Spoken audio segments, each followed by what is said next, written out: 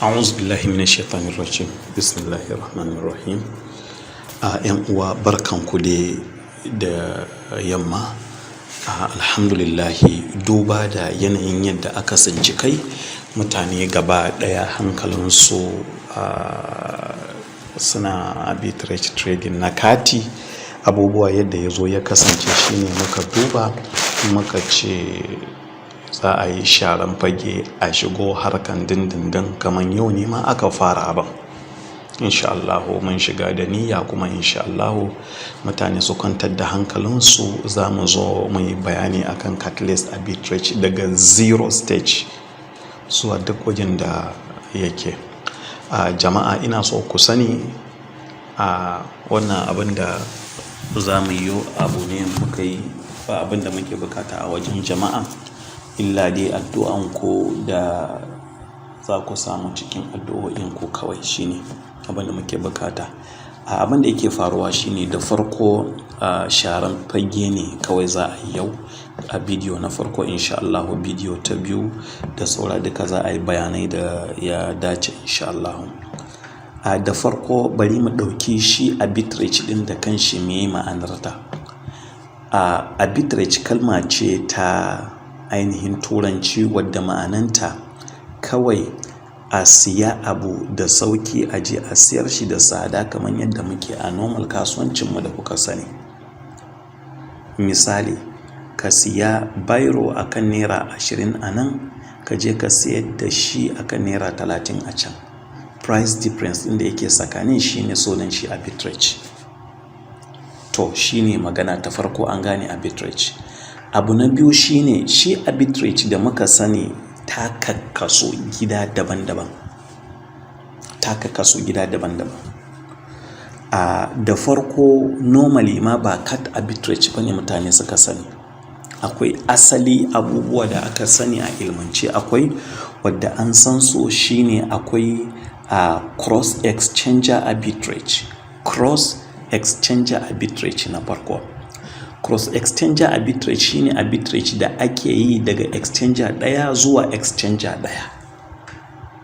Let's say daga Binance zuwa Get.io shine cross exchanger arbitrage na farko. Na biyu akwai partial arbitrage. Partial arbitrage shi ma nau'i ne na cross exchanger arbitrage, amma bambancin su abu ɗaya ne. Let's say Binance da Get.io, let's say application ne na China, kaga na iya China ne, amma sai ka je ka siya a kasuwar ainihin application na 'yan China, let's say Binance, ka ɗauko ka kawo shi application na Amurka.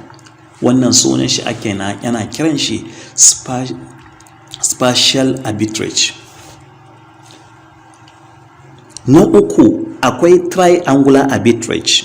Idan an ce triangular arbitrage, ana yin ta ne a cikin application guda ɗaya.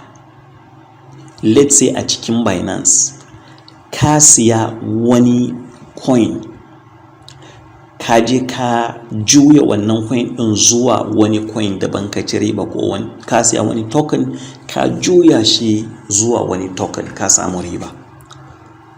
Akwai P2P ma, ka siye da arha ka siyar shi da da ɗan tsada, ka ja abin da za ka ja a sama. To shi akwai kuma decentralized arbitrage. Decentralized arbitrage tunda wannan abin da ya shafi bangaren duka smart chain da ake amfani da su, ana kiransu decentralized arbitrage. Akwai kuma statistical arbitrage, wannan ya shafi bangaren kasuwancin econometrics da saura. Amma bari mu soko zuwa abubuwa da muka sani na yanzu. Akwai na karshe wanda za mu kira shi da shi ne Cardless arbitrage, wanda shi ne wanda shi muka sani aka saba ana amfani da shi, wanda yanzu an zo an masa shi. Tabo shi ba a taba komi ba a wajenmu insha Allah. To yanzu mun kawo kashe-kashen arbitrage ɗin kamar yadda na gaya muku sharan fage ne kawai yau za a yi. Mun kawo ma'anar arbitrage, siya da sauki, siyarwa da sauki ta fannin kasuwancin online shine arbitrage. Ka samu abu da sauki da farashi sauki ka je ka siyar shi da tsada shine. Kashe-kashen shi mun kawo har guda kusan ainihin 7 ko 6 in ce. Akwai cross exchanger wanda exchanger ce na gari daya a ce na Amurka kawai, ana kiran shi cross exchanger arbitrage. Akwai partial arbitrage wanda exchanger ce nan Amurka ka siya ka kai ka siyar da shi a exchanger na su China, wanda mai kamfanin FXT da kuke gani abin da yake na partial arbitrage ya zama biloniya a kai. Akwai triangular arbitrage wanda ake yi a cikin application guda ɗaya, a siya wani abu, let's say token ko coin, a je a juya shi zuwa wani coin. Akwai kuma arbitrage wanda aka sani ana kiran shi P2P arbitrage. Daga wannan P2P ka je ka siya da sauki, sai ka shiga ka siyar shi da tsada a same P2P, ana kiran shi P2P arbitrage. To sai kuma akwai cat arbitrage wanda muka sani na bankin nan da muke zuwa a karbo kati a samu dala a farashin da gwamnati take baiwa bankuna kuma ta bamu farashi mu kuma mu je mu sayar da shi a black market, shine cat arbitrage. Akwai kuma decentralized arbitrage wanda ya shafi smart chain gaba daya da kuma statistical arbitrage wanda ya shafi statistic na abubuwa ne za a tara, akwai manya da suke wannan harka. To bayan haka an zo an kawo abu, mun san kati yanzu an mase kati, me ya kamata next stage a yi? Mu dubi opportunity. To muka ce za mu koma Cardless arbitrage wanda ya shafi abu guda 5 wanda muka irgan nan, tunda na kati an mase cross exchanger arbitrage, partial arbitrage, triangular arbitrage da decentralized arbitrage, wanda cross exchanger kun ji ta da Hausa. To menene abubuwa wanda ya cancanta tunda za mu shigo cikin kasuwar, menene abubuwan da ya kamata ka sani kafin ka sa kafanka, kada ka je ka sunduma cikin wata abin da baka sani ba. Abubuwa da ya kamata ka sani ku lura da shi sosai da sosai idan za ka shiga wannan harka. Idan baka da wannan ilimin kaman ka shiga duhu ne, asara zalla za ka je kai, amma an ka bi wayannan shawarwari da yanzu za mu bayar, insha Allah za ka cire ba.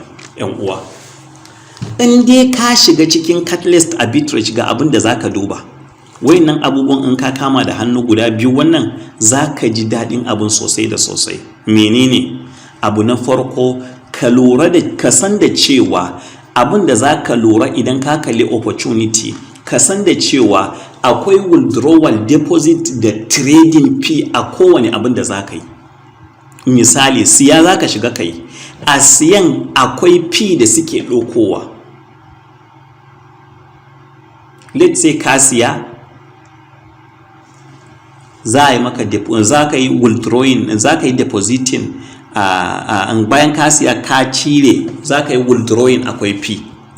Za ka je ka yi depositing akan exchanger akwai fee. Bayan da ka sa, ko za ka yi trading nashi ko za ka siyar, ka san duka kasuwancin ne, akwai fee nashi, ka san da wannan. Kenan a koma me za ka yi, an ce maka akwai opportunity, ka kalli volume na abin da za ka siya, ka lissafa withdrawal fee, ka lissafa deposit fee, ka lissafa in za ka siyar din nawa za su ɗauka, duka ka lissafa, tukunnan akwai riba tukun ka shiga wannan abin. Shine makasudin wannan bayani na kawai. In za ka yi Cardless arbitrage a exchanger, ka sani akwai withdrawal fee, akwai deposit fee, akwai trading fee, ka lissafa ka sani tukunnan kai. Abu na biyu da nake so a lura shine timing, lokacin da za a yi. Let's say mutane biyu, Mr. A da Mr. B za su shiga kasuwar. Mr. A let's say Goni, Mr. B let's say Bintu. A lokacin da Mr. A ya kalli opportunity yayi a lokacin, kada ka yi tunanin kai ma in ka shiga abin ne zaka duba a'a.